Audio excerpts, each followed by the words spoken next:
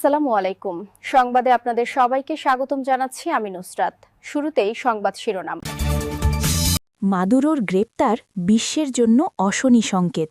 যুক্তরাষ্ট্রের অভিযানে মাদুরোর নিরাপত্তা দলের বড় অংশ নিহত হয়েছে।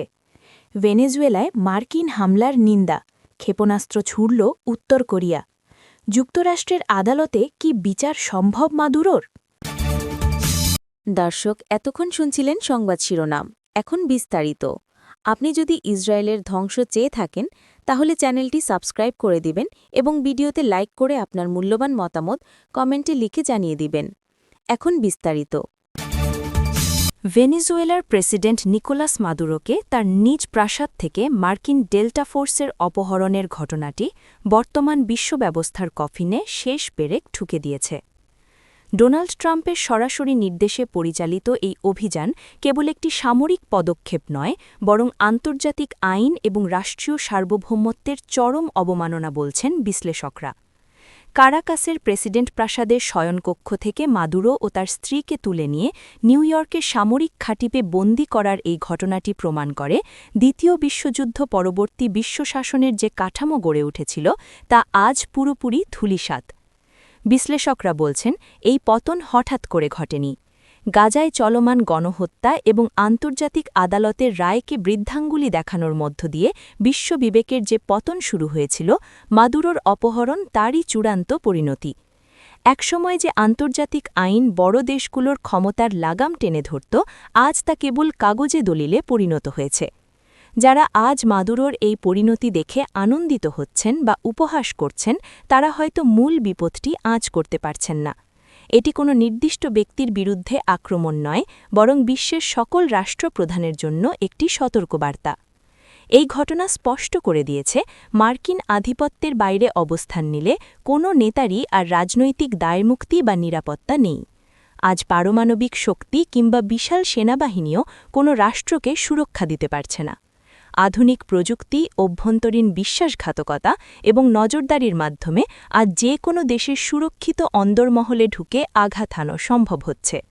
প্রচলিত যুদ্ধের বদলে এখন অপহরণ এবং অভ্যন্তরীণ হস্তক্ষেপই বড় শক্তির প্রধান অস্ত্র হয়ে দাঁড়িয়েছে। ভবিষ্যতের এই নতুন বিশ্বব্যবস্থায় আইনের শাসনের বদলে জঙ্গলের আইন প্রতিষ্ঠিত হতে চলেছে, যেখানে শক্তিই হবে একমাত্র সত্য এবং দুর্বলের ওপর সবল তার ইচ্ছা চাপিয়ে দেবে।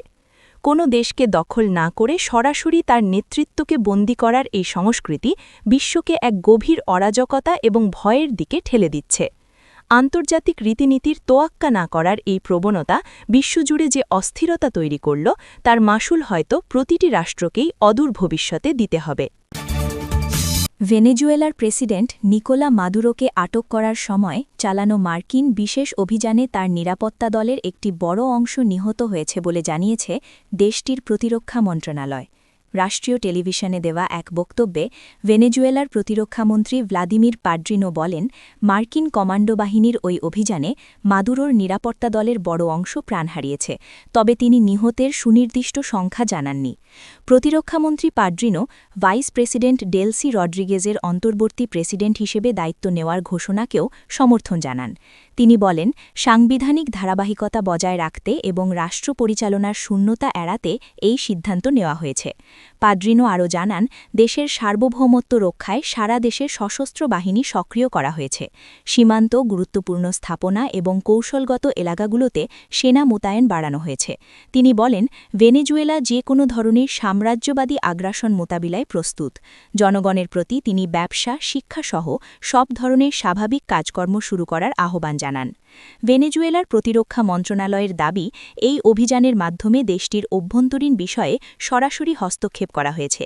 তাই সরকার ও সেনাবাহিনী একসঙ্গে কাজ করে পরিস্থিতি নিয়ন্ত্রণে রাখার চেষ্টা করছে। সাধারণ নাগরিকদের শান্ত থাকার এবং রাষ্ট্রীয় নির্দেশনা মেনে চলার আহ্বানও জানানো হয়েছে। চীনে প্রতিদ্বন্দ্বী দক্ষিণ কোরিয়ার নেতার রাষ্ট্রীয় সফর শুরুর দিন এবং ভেনেজুয়েলায় মার্কিন হামলার কয়েক ঘণ্টা পরই রোববার ৪ জানুয়ারি উত্তর কোরিয়া ব্যালিস্টিক ক্ষেপণাস্ত্র উৎক্ষেপণ করেছে বলে খবর পাওয়া গেছে। খবর আল জাজিরার। আন্তর্জাতিক সংবাদ মাধ্যমগুলো জানায় গত 2 মাসের মধ্যে এটি উত্তর কোরিয়ার প্রথম ক্ষেপণাস্ত্র পরীক্ষা।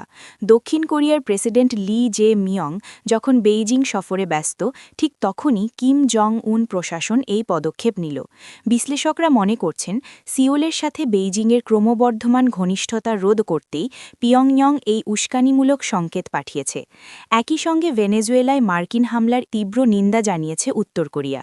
পিয়ংইয়ং এই অভিযানকে অন্য একটি দেশের সার্বভৌমত্বের ওপর যুক্তরাষ্ট্রের দুর্বৃত্ত ও নৃশংস হস্তক্ষেপ বলে অভিহিত করেছে।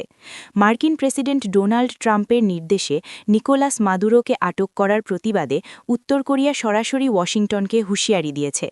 সিওলের নিরাপত্তা বিশ্লেষকদের মতে, পারমাণবিক নিরস্ত্রীকরণ নিয়ে চীনের অবস্থানের বিরুদ্ধে নিজেদের শক্তি জাহির করাই পিয়ংইয়ংয়ের মূল লক্ষ্য। এদিকে জাপান ও দক্ষিণ কোরিয়া এই ঘটনার পর তাদের আকাশসীমায় নজরদারি আরও জোরদার করেছে। যুক্তরাষ্ট্রের অভিযানে সস্ত্রীক আটক করা হয়েছে ভেনেজুয়েলার প্রেসিডেন্ট নিকোলাস মাদুরোকে। এ ঘটনার পরপরই বিশ্বজুড়ে বইছে নিন্দার ঝড়। যুক্তরাষ্ট্রের বিরুদ্ধে আন্তর্জাতিক আইন লঙ্ঘনের অভিযোগ উঠেছে। এরপরই প্রশ্ন উঠছে, মাদুরোর আটক যদি অবৈধ হয়ে থাকে তবে যুক্তরাষ্ট্রের আদালতে তার বিচার সম্ভব কিনা। এ বিষয়ে মুখ খুলেছেন যুক্তরাষ্ট্রের বিচার বিভাগে সাবেক কর্মকর্তা লিওন ফ্রেস্কো। তিনি জানান, যুক্তরাষ্ট্রের আদালতেই কার বিচার সম্ভব, কারণ যুক্তরাষ্ট্র মাদুরোকে ভেনেজুয়েলার বৈধভাবে নির্বাচিত প্রেসিডেন্ট হিসেবে স্বীকৃতি দেয় না। ফলে আন্তর্জাতিক আইনের সুরক্ষা কার ক্ষেত্রে প্রযোজ্য নয়। Al Jazeera. ফ্রেস্কোর ভাষ্য, মাদুরো আটক হওয়ার পর যুক্তরাষ্ট্রের পররাষ্ট্রমন্ত্রী রুবিও যে মন্তব্য করেছেন তাতে যুক্তরাষ্ট্রের আইনি অবস্থান স্পষ্ট হয়েছে। তার কথায়, আপনি যদি কোনো দেশের বৈধভাবে নির্বাচিত প্রেসিডেন্ট হিসাবে স্বীকৃত না হন, তাহলে আন্তর্জাতিক আইনের যেসব সুরক্ষা বা প্রতিরক্ষা থাকে সেগুলো যুক্তরাষ্ট্রের ফেডারেল আদালতে প্রযোজ্য হয় না।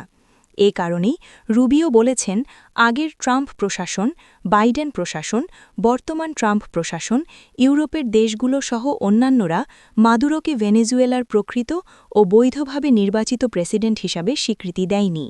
ফ্রেস্কো বলেন, যুক্তরাষ্ট্রের কৌশলীরা আদালতে এসব যুক্তি উপস্থাপন করবেন এবং সফল হবে। এরপর ফ্রেস্কো পানামার প্রেসিডেন্টের উদাহরণ টেনে বলেন, 3 দশকেরও বেশি আগে যুক্তরাষ্ট্র যাকে আটক করে বিচার করেছিল, সেই পানামার সামরিক নেতা ম্যানুয়েল নোরিয়েগা দাবি করেছিলেন তাকে গ্রেফতার করা আন্তর্জাতিক আইন লঙ্ঘন করেছে। সে কারণে যুক্তরাষ্ট্রের আদালতে তার মামলার ওপর এখতিয়ার নেই। দিন শেষে সে যুক্তি আদালতে টেকেনি। মাদুরোর ভবিষ্যৎ কী? এ বিষয়ে যুক্তরাষ্ট্রের বিচার বিভাগের সাবেক deputy assistant attorney general Leon Fresco বলেন, মাদুরোকে আদালতে হাজিরা দিতে হবে, সম্ভবত সোমবার বা মঙ্গলবার। সেখানে তার বিরুদ্ধে ষড়যন্ত্র ও মাদক পাচারের অভিযোগ আনা হবে। ফ্রেস্কো বলেন, তাকে হয় দোষ স্বীকার করতে হবে, নয়তো নিজেকে নির্দোষ দাবি করতে হবে। এ ধরনের পরিস্থিতিতে বেশিরভাগ মানুষই নিজেকে নির্দোষ বলে দাবি করেন। এরপর তিনি জামিন চাইবেন। তবে ফ্রেস্কোর মতে সম্ভবত তাকে জামিন দেওয়া হবে না, কারণ তিনি একজন আন্তর্জাতিক নেতা এবং জামিনে মুক্তি পেলে পালিয়ে যাওয়ার ঝুঁকি খুব বেশি। এরপর মাদুরোর সামনে দ্রুত বিচারের সুযোগ থাকবে। এই প্রক্রিয়ায় 70 দিনের মধ্যে বিচার কাজ শুরু করতে হয়। তিনি যদি সেই অধিকার পরিত্যাগ করেন তাহলে বিচার 1 বা 2 বছর পর্যন্ত গড়াতে পারে। এ সময় অনেক এখতিয়ার সংক্রান্ত আইনি যুক্তি তোলা হবে। সাবেক এই কর্মকর্তা আরও বলেন, মাদুরোর মামলার সঙ্গে 3 দশকেরও বেশি আগে যুক্তরাষ্ট্রে পানামার সামরিক নেতা ম্যানুয়েল নোরিয়েগাকে আটক ও বিচারের কিছু মিল থাকতে পারে। নোরিয়েগার আইনজীবীরাও আদালতের এখতিয়ার নিয়ে প্রশ্ন তুলেছিলেন, কিন্তু সে সময় তাদের যুক্তি আদালত প্রত্যাখ্যান করেছিল। আপনি যদি আমাদের চ্যানেলে নতুন হয়ে থাকেন তাহলে চ্যানেলটি সাবস্ক্রাইব করে দিন।